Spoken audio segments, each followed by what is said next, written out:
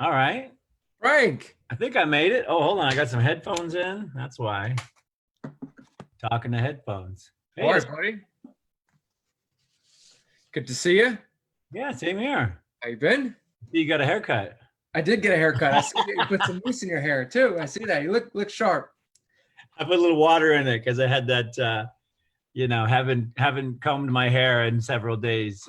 Look, About 55 days, I think. yeah, Right. yeah. It's not Look, affecting me though, because I wear a hat every day, so this has actually been a gold mine for me. that's very nice. Yeah. Now this is the way to go. I got to tell you, this is very low maintenance. Look. I appreciate you taking some time out of your Saturday and chatting with us. It's just so interesting as you get older. There are all these different generations of people in my gym that we train. There's some people extremely familiar with you, especially MMA fighters, people, martial artists. And then I have CrossFitters that are like, don't know anything about any mixed martial arts at all. And so just like a quick overview, fair to say you came from a pretty messed up childhood, pretty broken childhood. Fair? Would that be fair to say? Oh yeah, for sure. I think I left home when I was 12 years old, 11, 12 years old. So I became a ward of the state at that time, and then I just never went back. When did you have your first drop of alcohol? I think I was about 8 or 9, so I started early. I tried to get in there, get a solid game plan going. You really got Yeah. ahead of you were ahead of the game on that one. Yeah, I'm a high achiever, so I want I got in there early. But yeah, I had I was drinking alcohol and sniffing gas regularly by the time I was 9 years old. Define regularly. Whenever I could steal it from the store and not get caught. And so I don't remember how I got turned on to it, but it just, once I felt that feeling of sort of removing myself from reality, it was a big, something I pursued. And then I was probably 9 or 10 when maybe I was 10 when I was asked to live in the tool shed for a while. And, you were asked to live in the tool shed. Well, I was made to live in the tool shed. So it's not like your father was like bedroom or the tool shed. Yeah, I didn't really have a choice, but I got in some type of trouble, and I had to live in the tool shed for a while, and so that's where it was accidental. I was living in the tool shed, and the smell of gasoline was making me feel funny, and then I quickly realized I could sniff it, and I would feel a lot funnier. What? You're a father twice. Yeah. Right? You got your daughter's 13. She's just turned 12. Just turned 12. Okay. But it feels like she's 13. So. And you were 10-ish, Yeah. asked to live in a shed. I mean, like, as a father now, because I can imagine. All right, so you become ward of the state. You realize when you compare to other kids who are in juvie, they don't have the same experience you had. They can't even believe how you were treated, right? Then you become an adult, but you're still not a parent. And now you're, you have your own 12-year-old kid. How do you look when you look back on that? Does it change how you look at that? And do your feelings change about your father, how you were treated versus now that you have this kid about the same age that you're caring for? Like, well, I mean, no. I mean, I have I continue to grow a more mature sort of understanding of it. I don't blame them, and I've forgiven them years ago. And, it is what happened in my life. But now, especially as I speak and as I, coach and mentor people, like I feel, I feel for people that have been through this. I understand, how challenging it is. From a parent standpoint, like I just can't imagine doing it. And so, what I decided years ago, back when my first child was born, my son, was, to talk about it so that it didn't have power over me, to sort of communicate about it. How early did you have the ability to honestly talk about it? Well, it wasn't until I really found success in my martial arts career. It wasn't until I sort of developed that mind, body, spirit, and then, the spirit of the community is really what allowed me to sort of communicate about it and help heal myself. Because until then, I just kind of held it all inside. So I would have been, 25, 26, 27 years old, before my career was secure and I kind of was in charge of my own destiny. And that's the point where, in fact, I started speaking at juvenile halls because I felt the need to sort of communicate directly with that, age group, and to try to help them. And then it was through that I realized, like, I should tell everybody, because, anybody who's going through this, or anybody who has had someone in their life who's experienced something like this, they should be able to talk about it, and it shouldn't be a burden on them.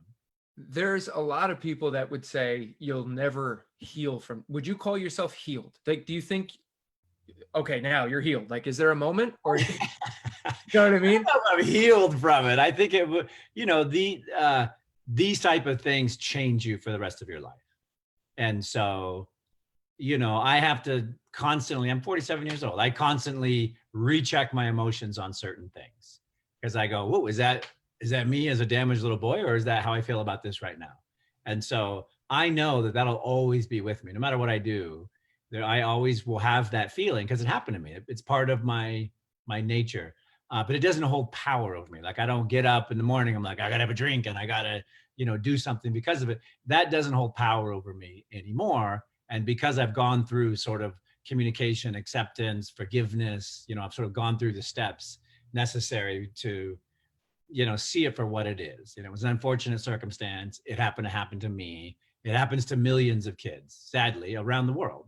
And there's little that can be done about it, except for when I speak, except for when I bring it to the light, except for when I, create and use martial arts as a tool to kind of move through that. And it really was the martial arts experience that allowed me to not heal, but become acceptance. It is what it is. I can't change it, but I do second guess. I'm like, when I hear about another child, first thing that comes out of me is that anger that I experienced when I was a child.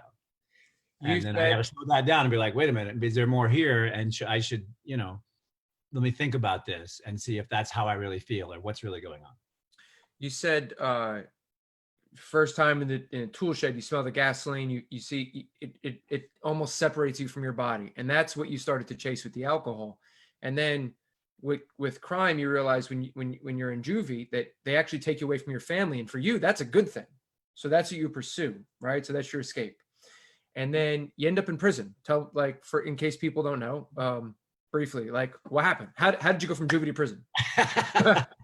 Well, it's a progression. It's like on a scale. Yeah, I mean, I started doing crimes early, like stealing things and sort of taking things, because I had very little regard for structure, because what was happening to me and my parental structure. So, to me, authority was a problem, and I didn't really care much about it. So, I remember stealing stuff when I was 7 and 8 years old. And so when I was 11, I threw rocks at a train, and unbeknownst to me, that was a felony. And so I got taken out, put in juvenile hall. And then it just became a process. When I went to my counseling and stuff in juvenile hall, they were very adamant that if I continued doing what I was doing, they would take me away from my home. And at 11-year-old mindset, that was the most important thing to me, that I leave that environment. But I didn't leave the habit of committing crimes. And so as I got 12 and 13 and 14 and 15, anytime I didn't like something, I would just commit a crime, knowing they would take me back to juvenile hall, a safe situation. And then, there was really just a slap on the wrist. I never did anything. I've never hurt people physically. So there was never really any, bad sort of things that happened to me besides being in juvenile hall, which was safe and, non-abusive. And unfortunately, that just continued on until I became 17. And then when I was 17, I got married, and married made me an emancipated minor, which in the eyes of the law is an adult. So when I went back to my crime again, this time they were like, nope, it's different. Now you're an adult. And so that's what set me into prison, and really what woke me up. Before it was a game to get out of abuse. When that happened, my son had just been born. I just kind of got a life for myself, but there was no way out. Like I had, I got 20 felonies and I had 6 years to do, but I knew for a fact I wasn't going to leave that place for 3.5 years.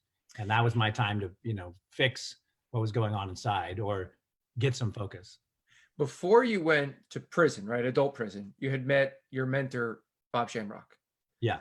And so I'm curious, did prison help at all, right? Like, it's supposed to be billed as reformative and that it helps people, or was it Bob that helped? And it was really, you had to do your time, but it was him that was the common thread before and after that really helped right your ship. Oh, it was totally Bob. Yeah, prison was not a. It was not reformative, because that's how they sell it. No, it doesn't work like that. No, you got to join a gang. Like there's a whole thing that goes on just for survival. But it's because I had Bob in my life, because he had, become a mentor, become a father figure, laid down some very specific, items for success, and then what men were supposed to do. Because I didn't have any of that, and so, the blessing of prison, if you call it a blessing, was I had all the time in the world. It was finally all that time was mine to do what I wanted with, similar to this time now. I had all the time in the world to educate myself, to learn about spirituality, to build up my body. And so it was really the first time where I had mentor and education, and then, 3.5 years to think about it, to focus on it, and then to work on myself. Are there a lot of people in prison using that opportunity to educate themselves? I don't think so. Yeah, I think it's. There's not a book club. Traditionally, it's no book yeah. club. Traditionally, it's you learn more about crime and you become a better criminal when you're in the prison environment, because that's the culture. So why didn't you? You're not. What's that? So why didn't you? Because I'd already made up my mind. Like I understood my mistake, and my mistake was it wasn't a game. Crime wasn't a tool to get me out of these situations. It had gotten me out of this situation, but it wasn't a reoccurring tool. It was just an accident. And, my folly and my ignorance as a human being was I kept using the same tool, not knowing that, there was a tally of crimes adding up, which followed me for the rest of my life. And, I was progressing in incarceration level because of the amount of crimes. And then eventually I would become an adult, and then I would go to prison. So I never, when you're 11 years old, you don't think about that kind of progressive curve. And it wasn't until I sat in prison, I was a father, and I couldn't be a father. I couldn't provide. I couldn't do anything. And I sat with myself for, months and realized that I'd screwed my whole life up. And then I made the decision to change it, that I was going to change my life. Oh, I get martial arts. I mean, I love martial arts. I love the Budo, the way of the warrior. Like I love mind, body, spirit, physical training. But to get in front of another human being with not a lot of gloves on, and in pancrase, no gloves, and to beat the ever living crap out of another human being, a lot of people say you got to be mentally ill. So I'm curious, how do you are you taking out your anger that you experienced from childhood trauma on other human beings? Like, how do you end up fighting other people? Because martial arts and fighting are different. Yes, but for me, it was an opportunity. The sport was very young, and Bob Shamrock sort of pitched this to me. He's like, there's an opportunity for you. You built up your body, you're an athlete, here's your opportunity. So he kind of presented it as sort of this sportsman-like competition. And it is, once you get into it. In the beginning, it was all fear, and I was fighting for my life, and I was doing whatever I could, but I still didn't want to hurt people. I think in every human, there's a side that says, I don't want to physically hurt people. So you think for Ken too? You think Ken Shamrock has that feeling? Yeah, I think so as well. Because when you first got introduced to the Lion's Den, right? That Ken ran. Yeah. I mean, you tell this story in your book, and like that he beat the ever living crap. Yeah, but that was the way at the time. The way back then, because we didn't know enough about the sport and about how to train in it and what to use and what to do. The requirement was to be tough. And so the initial, are you tough, was someone beat the hell out of you. And if you don't quit, basically you're tough enough, to sort of pursue this. But, because I came from prison and because I had this sort of scholastic learning, change my mind, change my brain, fill it up mindset, I was able to look at it very objectively. I was using my body as a machine to accomplish this task. And that really helped me. And, the science also backed it up, because when I would study things and they worked, it was a huge value add for me. So it takes some of the fear away. Each time I learned something, studied it, practiced it, got good at it, it would slowly take away the fear of combat. And I never wanted to hurt anybody, and still don't to this day. But my job was to beat people up. How do you deal with that? Through an application of science. I didn't, I wasn't hitting people like I was angry at them. In fact, I was only angry in one fight, and only because the guy picked on me. But I quickly found out that anger is a negative emotion, and it draws a lot of energy and power from you. And it's hard to focus when you're angry. So for me, it was a very, full body, mind body experience when I was in there competing, because it was life or death. I was either going to, get crushed and, I was going to break something, or I was going to win and, continue to move up in my career. Now you're how you're describing this is very systematic, right? Like I'm going to train for this fight. I'm going to have my cardio. I'm going to like very systematic. Yet you describe often in your books and in interviews that like you were willing to die, like you were all in, and that's not very systematic. That's all mindset. Yeah, right? Like that's not a system. There's no system like if punched in face, duck, right? Like yeah, we're going all in. That's not so systematic. It seems anathema to what you're saying. Yeah, but it is and it isn't. It is because you can train your mind to get there, and that's what I had done. Can you train a civil? Now let's talk about self-defense, right? Because I teach a self-defense school. Is this something you're born with, or can you train somebody if they're fighting for their life to go all in and have that survival mindset? Totally. Yeah, you can train and prepare for that, and that's what happened to me. Is I went through these experiences in prison, and I fought people, and those are life or death situations where there's weapons involved, and groups of people. I got out, I went to the fighting camp, I fought Ken, I got beat down.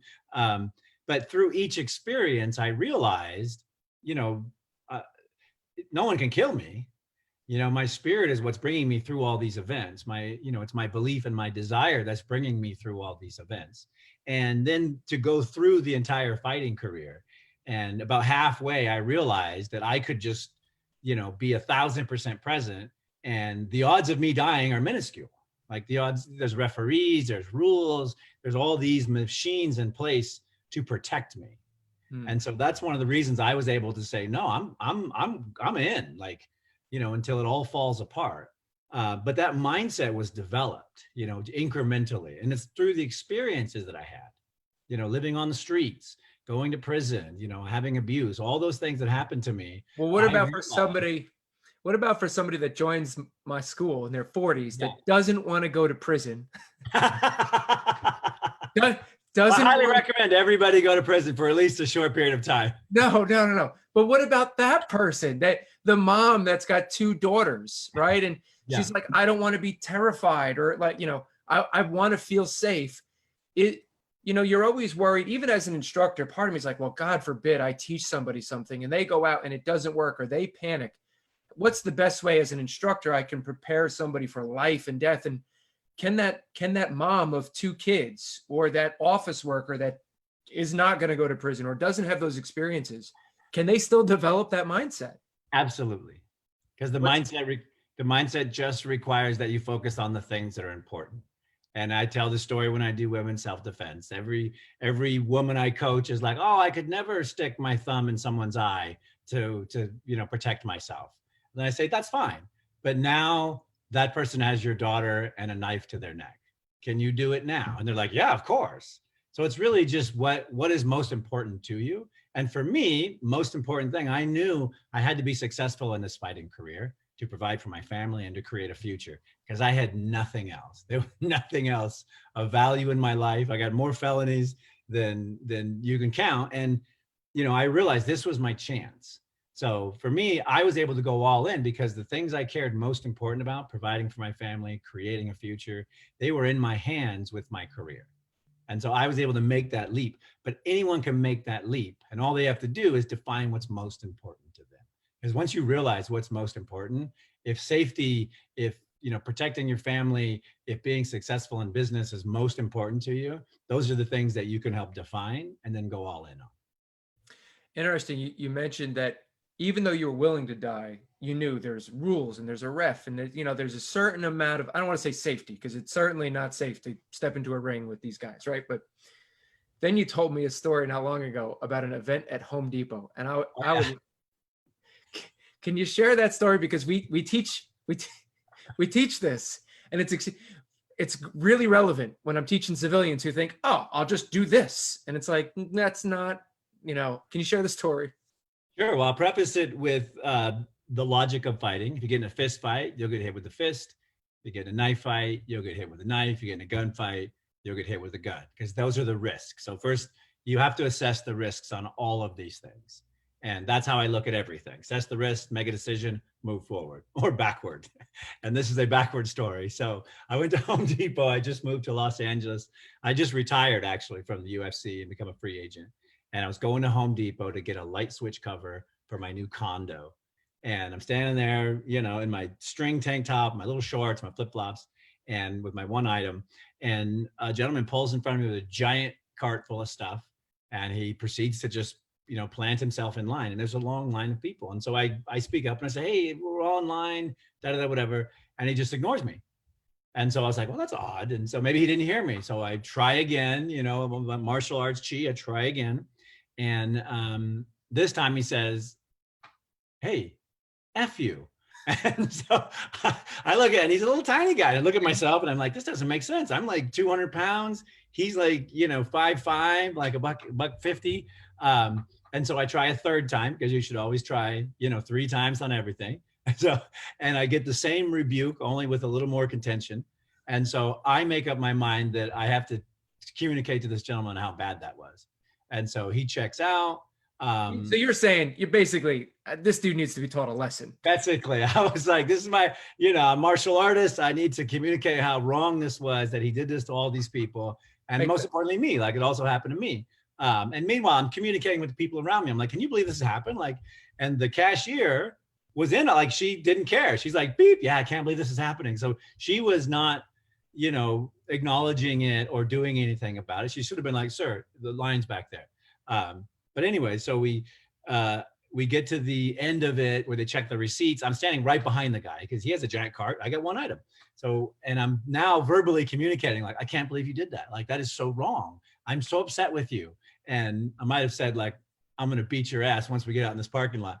But once we got out in the parking lot, it was a new Home Depot, and he was parked in the very front row in a small pickup truck with the back open. And so I was like, I'm famous. Can't just beat this guy down in the middle of public in front of Home Depot. Everyone's going to see, cameras. I'm going to get in trouble. By the way, I'm an ex-felon. So I open my hands up, my interview stance, my, soft posture. And I say, hey, I can't believe that you did that. And I can't believe that you would do that to all these people. And that was really wrong of you. And he literally turns around. He just goes, man, I thought I told you to F off. And I just lost it. And so I front kick him in the stomach, and he bends over, and then I grab him by his head and I knee him in the face. And then he comes up like this, and his nose is broken and it's bleeding through his hand. And I punch him through his hands. And then he fight falls over, down. all done, right? All in this second, like half a second, like boom, cock, boom. And then he falls down, and he falls with his arms above his head. And usually when someone falls with their arms above their head, they're out, they're going to be down. So I look around for police officers and witnesses because I'm trying to figure out how to deal with the situation now that I've done this. And when I turned back, he had rolled over and pulled out a big knife from his pocket and started swinging it at me, and literally swinging it at me. So I did what every focused martial artist in self-defense should do, and I ran. I started running. And he chased you. And he chased me all the way. I had a hot rod Camaro convertible at the time. Chased me. I ran to my car. He followed me. I was about to jump in the convertible, and I realized, wait, he's just going to stab me through my open top. And so I was like, quick decision. So I ran back into Home Depot. I ran all the way through and came out of gardening, because usually there's 2 entrances. Came out of gardening. He stopped at the front with his phone. I think he was calling friends or something. He had a big knife, a phone, blood pouring down his face, and I snuck out the back of Home Depot, jumped in my hot rod Camaro, pulled up behind him, honked my horn, and said, I just kicked your ass, and there's nothing you can do about it. And then I drove away. But the lesson is, and it goes back to the first statement, if you accept the risk. I accepted the risk. Once he pulled out a knife, I was outmanned, and I didn't want to accept the risk of being cut with a knife. As bad as I am, at that time I had multiple world championships and world records, and I turned around and ran because the risk was too high. It's a smart lesson for people in self-defense who think, well, if I just know this, I'll be safe. Knife fighting is easy. Show me all the fancy stuff. And I'm just picturing hilariously in flip-flops, Flip flops, yeah. So a pluck, right? And I get 200-pound MMA fighter being chased by a 5-foot tall man with a bloody nose, a cell phone, and a knife. yeah. Well, that's real self defense because at the end, I won. I got to, you know, get my point across because he was deservingly of that, and I had no damage done to me, and I avoided all risk. So when teaching civilians, talking about the mindset of a fighter versus the mindset of a criminal versus the mindset of, like, just some kid in a bar, what would you tell that person training for self-defense the difference between sport and life is? Like, how would you guide them on that? Well, to me, it's the mindset remains the same. So whether I'm doing business, whether I'm doing business, teaching my child, like it's the same mindset for me. And that is, I know what I want. I'm aware of my surroundings. I'm aware of the risks involved. I've developed my desires and my purpose. So I know where I'm going. I know what's going on. And then my decision is, do I want to engage? Is the risk there? Would you be so committed to survival that if you had to, you would lick the face of another man? Sadly, I would. Yes. I said this. I hope people don't. Mindset is just so important to me, right? Like growth, and like you talk about entering the ring, being willing to die, and and then guy pulls out a knife, and you making the smart choice, right? Mindset, and this obviously the story where you felt like you were. I guess you would say out prepared in this fight, maybe the cardio. Totally unprepared. And but when it came to mindset, you would do anything to win. Yes. Please share. Well, at this stage, I developed the mindset that I wanted, which was I was going to be successful. This was my goal. This is my career. I had my focus. But like any human, I'd lost my, desire, my focus, whatever. I got distracted and I came in unprepared. And so this gentleman who I used to train with, last time I saw him, he was a little skinny guy. Like he was, I ragdoll him, he just thought it was easy. I thought it was an easy fight. So I didn't prepare like I should have. When I showed up, he was fully prepared. He had gained 25 pounds. Like everything was not as it seemed on my end. And I realized very quickly, in fact, as soon as the fight started, I knew like, I'm not prepared. But my desire to win and my mindset was in place. So it goes like this. I went after him very quickly to try to finish him. That was like minute 1, minute 2. By minute 3, I could feel that I was getting tired. So I tried a few more moves. I even tried some, mean moves, like things that, would distract and kind of hurt. By the time we got to 5 and 6, I was like, oh no, I really am unprepared. 6 minutes passes, 7 minutes passes. When we get to the 7 minutes, I realized like my mouth is dry. I can't breathe. This is the worst case scenario where I'm rapidly declining and he's getting stronger psychologically, physically, technically. And it was when we were tied up on the ropes and I had him kind of in this head clinch and I'm kneeing him and I'm thinking in my brain, how do I get out of this situation? Because I know I want to win and I've made up my mind to do this. And then I just noticed this glorious stream of sweat running down his neck because my head's right and it's just right here and I can see it.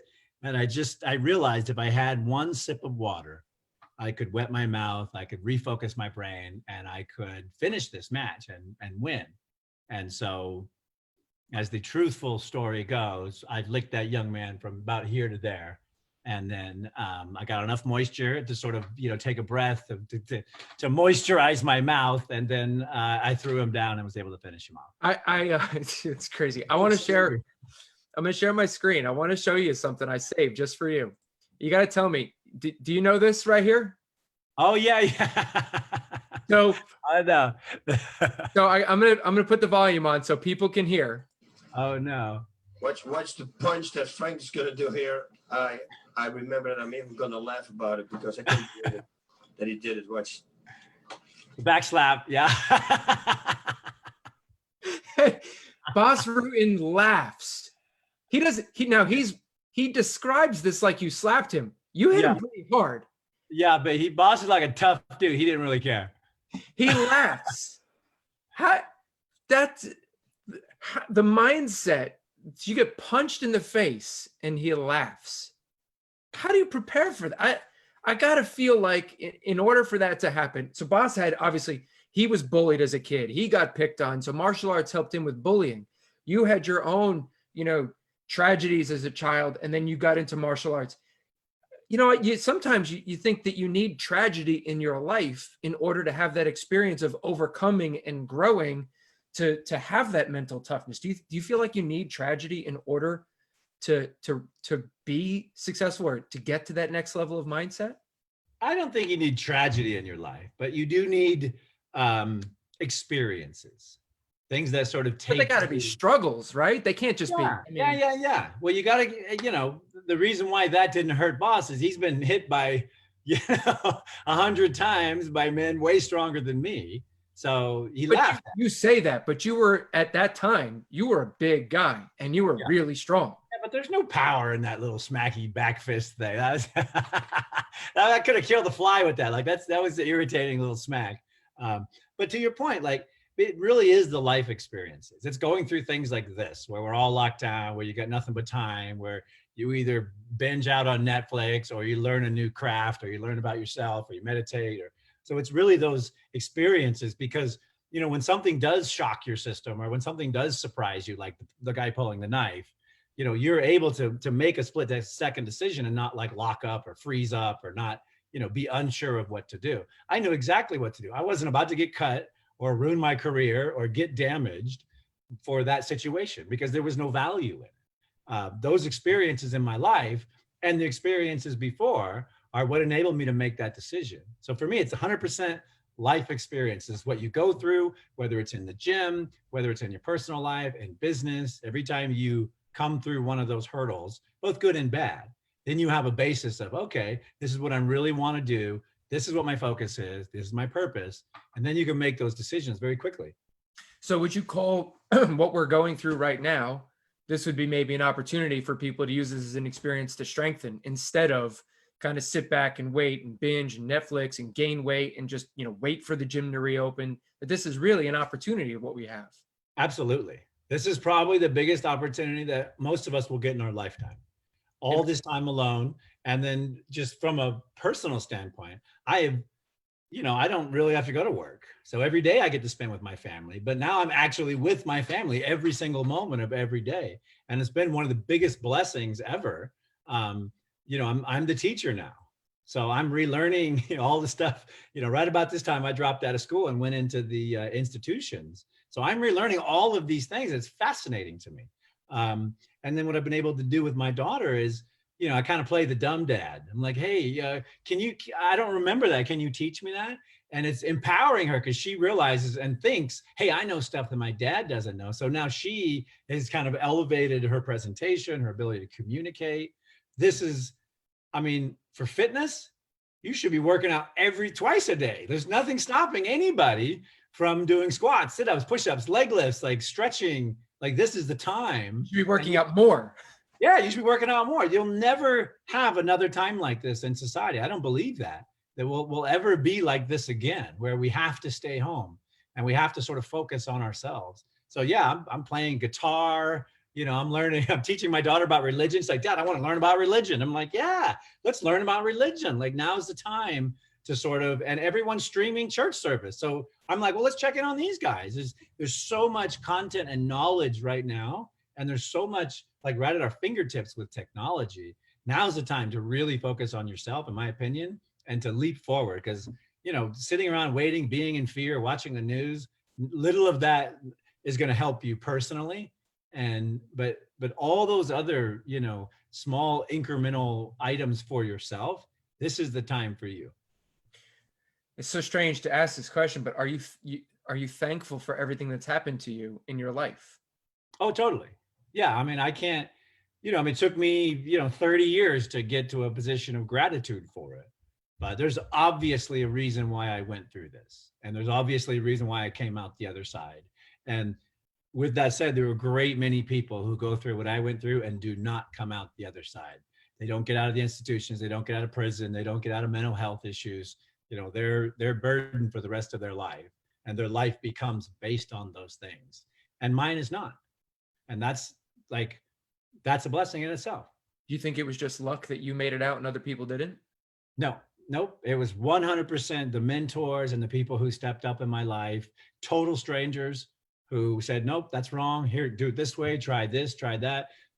People like Bob Shamrock, people like Henry Holmes that, stopped their life because they liked my story. They liked my interview, whatever it was, but complete and total strangers who were able to add to my journey and to show me a better path. And that's what made all the difference in the world. I mean, that's why I do all the charity work that I do. That's why I try to help, so many communities at risk, because the power of one person just giving knowledge or giving time or even just giving an ear, that it's invaluable. And for you, the primary person would definitely be Bob. 100%. Yeah. Bob Shamrock was my first dad. And I had, other dads. I have a biological dad. Joe O'Halloran was a dad as well, and was a great, father to me.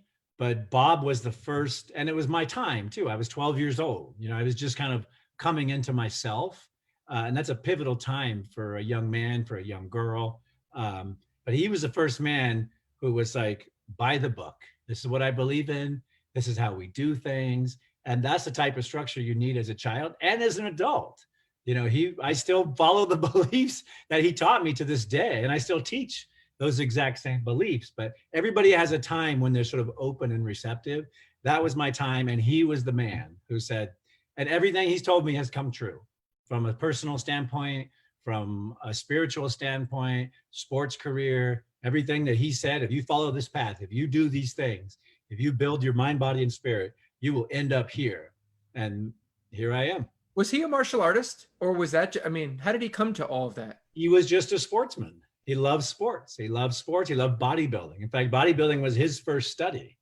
And it was my first study as well. But it was through the understanding of the human body that, and building the human body, that he saw these other opportunities. Hey, build your body up. You can play football. Build your body up. You can do pro wrestling. So he was a proponent of building up the machine and making it as good as it could be. I don't want to take too much of your time, but I do want to ask you actually about that. Our mutual friend, Amir Peretz, he one of my favorite quotes, I'm sure he got it from somewhere, but exhaustion makes cowards of us all. Sure. And right. And so, I have a self-defense and a fitness gym, and there is definitely a population of people who take Krav Maga, who take self-defense, and they don't, it appears that they do not put enough care or time or effort or energy into their nutrition and their fitness. It's like, I just want to learn the self-defense. How crucial is your fitness and your nutrition to self-defense it seems like an obvious question, but what would you say to that person that's just coming twice a week to learn self-defense and not really taking care of all the other parts? Yeah, I think it's crucial and crucial in that the best self-defense is the one I employed at Home Depot. And that was to run away. And you need to learn nothing about running, just run away. But if I'm in good shape, I can outrun anybody. And so that is the core of being, a good protector of self, understanding your distance and then being able to run away. He who runs fastest always survives, especially in this time. Now's the time to sort of, reflect on what am I doing with my machine? And I look at it very differently. This is a machine that's supposed to last us about 100 years. And we got 100 years to, run it into the ground or make it the best machine humanly possible. Because we got to live in this vessel the entire time. If your machine is in great health, if you have great fitness, great vascular, you won't get sick. You won't have issues. Somebody just posted a great question. And maybe I could take this to it. Have you ever been in a self-defense situation where running away wasn't an option? And I guess I would say, well, often that's what we train for in Krav Maga. Yes. Because my advice is always, like you said, if you can avoid, de-escalate, get out of there, even for law enforcement, when I'm teaching cops, talk them into handcuffs. Don't fight everybody. But what happens when you can't? Have you been in that situation where you couldn't run away, self-defense? Totally. Yeah. And that's when I stand up for what I believe in. And that's when I take the risk, because if I can't get away, then we're in a, what I call a level 10 situation. It's time to use the skills, but the skills needed are being in shape and martial arts technique. So there's a great book by Tim Larkin called When Violence is the Answer. And essentially the whole premise of the book is violence is never the answer, but when it is, it's the only answer. And then you're not going to go soft. Like you're not going to, I'm fighting for my life, but I'm not going to hurt you people. No, I'm going to crush every human being that's threatening my life, because the risk is my life. And when you get in this like a street fighting situation, it really is your life, because you could trip, you could fall, you could bump your head on a curb, anything could happen, and you could literally die. So when you're in those situations, those are the time where your preparation is needed, both mind, body, and spirit. But if your body's in great shape, most people won't mess with you. That is true. They'll be like, wow, he's in shape, I'm not messing with him. So it all goes back to how good is your machine. Add techniques to your machine, you can protect yourself, and then be in the right state of mind, and you'll avoid most situations. Yeah, I'll end with this. You and I are both big proponents of charity work. There's so many great charities out there. Your charity, Shamrock Way, what is it that you are doing, just so people know, and how can they support or donate? Sure. Well, we're at shamrockway.org or at Shamrock Way on social media. And we basically help at-risk communities. The end goal is to reopen the Shamrock Boys Ranch for that 12 to 17-year-old boy like I was. But we're probably a couple of years away from that. In the interim, we do a veterans outreach program for homeless veterans. We produce digital content that educates on mental health awareness. And then we create we create female programs for at-risk communities, like large population cities where the females have been trafficked or abused. We go in and we write programs in conjunction with police departments specifically for that group, and then we donate it to the local community to sort of help protect those women. And I have to say, it's probably the most powerful program we have going on, only because the last time I taught, a little Hispanic woman raised her hand. She said, "Sir, do all of these techniques work when you're pregnant?" Oh my God. I had to think about it, and it didn't even go in my head. And then I said, I don't understand. Can you tell me more? And she says, "Oh, I have an abusive husband. I'm pregnant again, and he's coming back around. I want to make sure if I fight him, that I can use these techniques while I'm pregnant." And it's the first time I've ever been stopped in my teaching, education, and my sort of mindset, because I didn't have an answer for it. And those are the type of communities that we're trying to help through our outreach, because they're the ones in the most need and at the most risk. Can you imagine a pregnant woman trying to fight a grown man? It just makes no sense to me. But we continue our work, and yeah, it's been hugely beneficial to my spirit, to keeping my father's legacy alive. Shamrock Way. Everybody should have a mentor, right? Yeah, amen. Yeah, if you don't have a mentor, you're just driving down an empty street and you're not sure where you're going. Do you have mentors now? I do, yeah. I have tons of mentors, from personal to business. In fact, I'm bringing a new mentor team aboard our charity, because with this flip in society, our programs are changing rapidly. And so I'm looking for ways to distribute some of this information better. And I don't have the mind power for it. So we're bringing on a new advisory board that are working as mentors for our leaders. What a great journey. I think out of all this, just having the humility and the open mind to accept guidance, to always educate yourself, to work hard. These are things that we could all benefit from having. So I mean, I love the stories. Thank you for sharing. I think I wish there must be security footage somewhere of Frank Shamrock being chased. I hope not. It'll probably resurface when I'm like an old Gentile man. I hope so. I would love to see that. But man, I really appreciate your time coming on here. I'm going to make sure I post the link to your charity. Just want to make sure we don't have any other questions. I think I asked them all. Let me just make sure. I know you're going to run here. Yeah, no worries. We're doing filming stuff today. How does it feel? I was doing some research. You have there's like 200 items on eBay, autographed Frank Shamrock gloves. And that's got to trip you out, from a kid that was put into a freaking shed when he was 11 or 8 years old. And now there's people selling your autograph on eBay. Yeah, it's pretty crazy. And but where I most see the impact is when I talk to my daughter. Because I'll say things like, "Oh, I know him," and they'll be like, "What do you mean you know him?" I'm like, "Yeah, because he'd be like a famous actor or something." You mean like And Chuck Norris when you told? yeah, and You, she'll just pause and she'll be like, "Dad, it is so cool that I can say a name who's," and you'll be like, "Yeah, yeah, no, I know him." And then when I say that on my friends, like nobody else can say that, and I just so there's just weird juxtaposition of, you know, all that I've accomplished and all that it's attracted, right? And where she sees it from. So I just see it as, oh, it's me, as you know, da, da, da. But her viewpoint of it is so powerful because she just smiles. She's like, "That's so cool, Dad." And then we go to the next thing. Like, so I yeah, like that. it's pretty cool. There's one more question was just posted it. I think we talked about this a little earlier, but have you ever gotten into a fight not mentally sharp and as you would have liked, and what was the result? I think Yeah, I mean, I've been in several actually, because it's really hard. I was a professional athlete for 16 years. So it's really hard to keep, you know, that level of focus. the guy that asked is a coach for youth sports. Yeah, I know yeah. that, so it's probably It's super hard to keep that level for that time. But I would say the you know, everyone, you know, when you become a professional, if you show up 100%, it's a miracle. So you're always at 90, 95, 98, 97, because there's always some injury, some issue, some whatever. But for me, the emotional side was the hardest part for me.